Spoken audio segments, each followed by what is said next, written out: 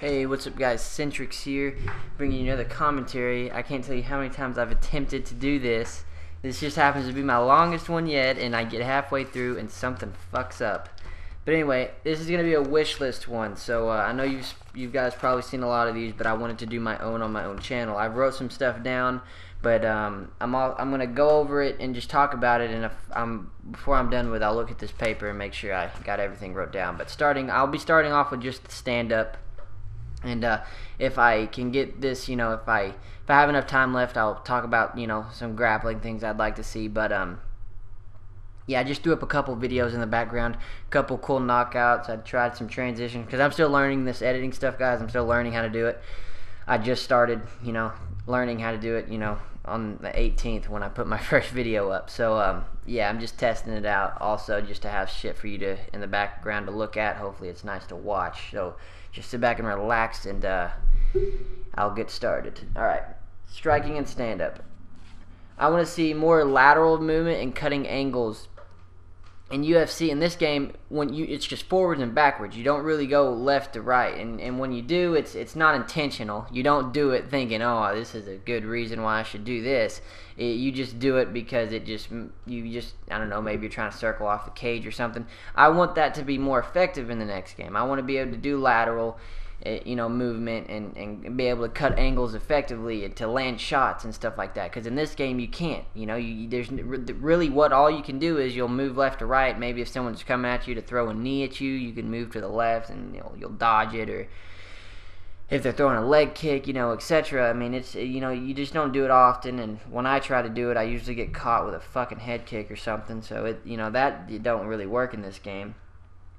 I want to see more advanced footwork, and with that footwork, I want to be able to throw combinations. I want to be able to throw free-flowing combinations. And what I mean by that is, if I'm using someone like Carlos Condit, or it could be anybody, but I'm giving an example for Carlos Condit because he's a good example to do. But Carlos Condit, he likes to push forward and throw these 3-4 punch combinations and then dart to the right or left and throw up a head kick. Stuff like that. You caught GSP with it. I want to be able to do stuff like that in this next UFC game. More free-flowing combinations, stuff like that. So if I pick Carlos Condit, I want to be able to do stuff like that. If I pick Frankie Edgar, I want to be able to have that crisp, pushing forward, crisp, fast, darting in and out, a lot non-stop head movement. People like that. If I could fight like that if I want to, but especially if I pick those guys, I want to be able to simulate how they fight just like that. I also want to be able to punch moving backwards. So not only do I want to be able to fight offensively, I want to be able to fight defensively if I have to. If the dude's rushing at me, I want to be able to move backwards while throwing combinations or punches. It'd be harder, but I still want to have that chance and possibility of doing that if need be. I want to see more punishment. If they're gonna put in the spinning back fist, of course they've got to. It's a part of MMA. You can't just take that out. I don't mind if they put it back in. It's one of those things in this game. I kind of have fun with it because I know it's overpowered and spin to win tactic, and I know that's just another obstacle for me to try to overcome, especially when someone's trying to get it on me. So it makes it that much better when you beat them. But I would like to see if they put it in the next game. If you throw it and you miss it, you have the chance of actually falling down, and I think that would really balance it out. You'd have those guys that if they do choose to spam with it, they have the chance of falling down, and you can take a dominant position on them or something. And that goes with head kicks as well.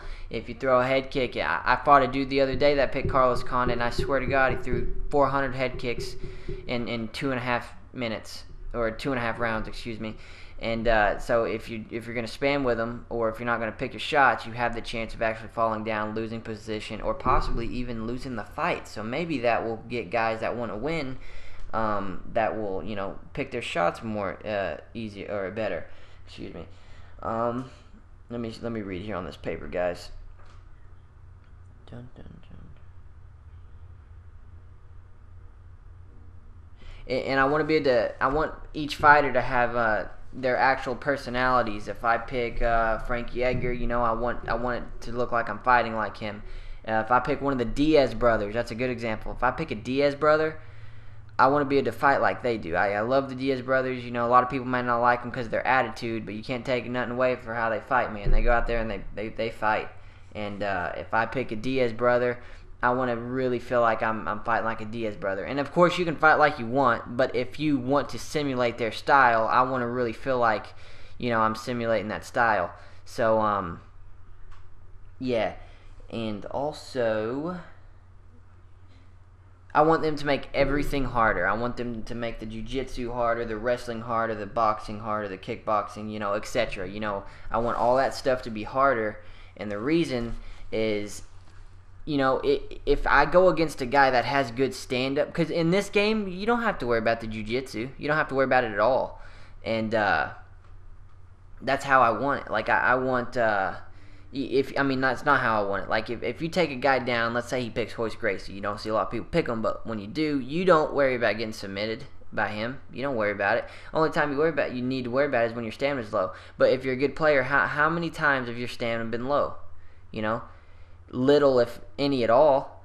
You know, you don't have to worry about that kind of stuff. And in the next game, I want jiu-jitsu to matter more. If you take a guy down that you know has good jiu-jitsu, I want to be on my toes the whole time. I want to be worried about that, you know, maybe possibly getting submitted. You know, you're playing with fire. You know, that's what I want to worry about. And I want everything to be harder. The wrestling to be harder. I don't want someone just to be able to shoot in and take you down immediately. Like, I mean, of course, if you pick a guy that's known for having terrible wrestling, and the guy picks someone that, you know, has very good wrestling, of course that makes sense. But if you have two guys that are, you know, fairly good at wrestling, I don't want to be able to take them down at will. I want them to actually have to time their shoot, you know, instead of just, you know, running across the ring and shooting in.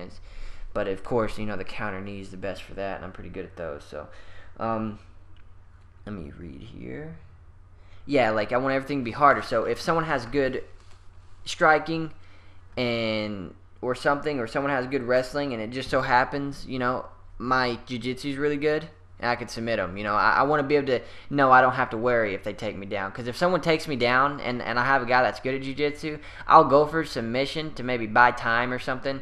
But, you know, I don't really, in my mind, I don't really think I'm going to get it. And, you know, of course, unless I've worked their body. I want this stamina bar to matter a little bit more in this next game. I mean, not too much. I don't want it to be drastic like Fight Night, to where it's dependent on the stamina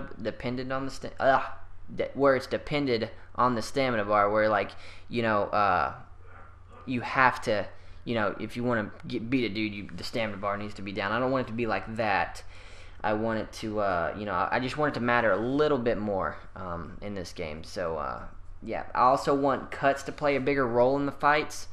And of course, the cuts could be like a thing. Like, I want them to be more blood. First off, I want them to be a lot more blood. And if you cut a guy open, man, sometimes those bad ones, you know, for instance, BJ Penn versus Diego Sanchez, or Cain Velasquez versus Bigfoot Silva, cuts like that. You know, every now and then you'll get cuts like that. That would really make it look real cool. And I want them to matter more. Maybe more chances of doctor stoppages. But because, I mean, if you're purposely working on that cut, like, let's say, because in the cuts would be rare, of course. Like, let's say, you know, it'd be even more rare to punch someone and get a cut. And if you did, it wouldn't be very big. But they would be most common, of course, with the head kicks or elbows. So, yeah, I mean, if you cut someone and then you're purposely aiming for that cut, you know, that would be nice, because it just gives a person that much more to worry about. I want to have to worry more in this game. Like, you know, I want to have to protect my legs, my body, and of course I don't want it to be like where you have to protect your body too much, because I like the system where you have to press separate buttons to do each of them. You know, I mean, the body shots are okay in this game. I just like them to matter just a little bit more. Same with the stamina, same with the leg kicks, just a tad more. Let me read on. Oh, if you rock someone, I don't want it to always notify you. That would be the coolest thing ever. You know, you see those, sometimes you're watching those fights, and you see a dude get rocked, and you know they're rocked, but you can tell the guy that rocked him doesn't know, and you're screaming at your TV saying, he's rocked, go for him, jump on him, he's rocked. You know, I want stuff like that, to where if you rock a guy, sometimes it won't notify you. Of course, the guy that gets rocked will know, but you won't know if you rocked him. And, you know, there'll be little tall tale signs, like maybe they'll stumble just for a second, or something will catch your eye just for a second. And, you know, you have that choice whether you want to jump on them or not. that I would like to see that. Another thing is, depending on how your opponent's coming at you, depends on the impact of the punch. And what I mean by that is sometimes if an opponent's running at me, I'll time a flying knee. Like when opponents run at me, I like to time flying knees and hit them right in the head, because when they're running, they're not blocking, and if you can time it perfectly, perfect, right in the head. And something like that would knock someone out, and it would severely damage them. But it's not going to do any more damage than it would. So if he's running at me and I flying knee him, it's just going to be like a flying knee. It's not going to do any more damage. And I want that to do more damage if they're running at me. Or if you have a guy with an overhand right and they run at you and you time that overhand right. I want it to do more damage than it already would, depending on how they come at you. But yeah, I think that's it for now. I'm looking over this paper and I don't see anything else. But yeah, guys, I'm going to end this one here. If you like it, tell me and I'll do another one. But I wanted to do one on my channel anyway. So if you didn't like it, I won't do another one. You don't have to worry about it because I know you've heard a lot. But anyway, this is it for now. So I hope you guys liked it. Leave a comment, and if you did like it, I'll do another one. There's a couple more stand-up things I'd like to see, and of course there's a lot of grappling stuff I'd like to see. So if you want to see another one, I'll do another one sooner or later. And but anyway, guys, peace out. Peace out. Instantaneous knockout victory.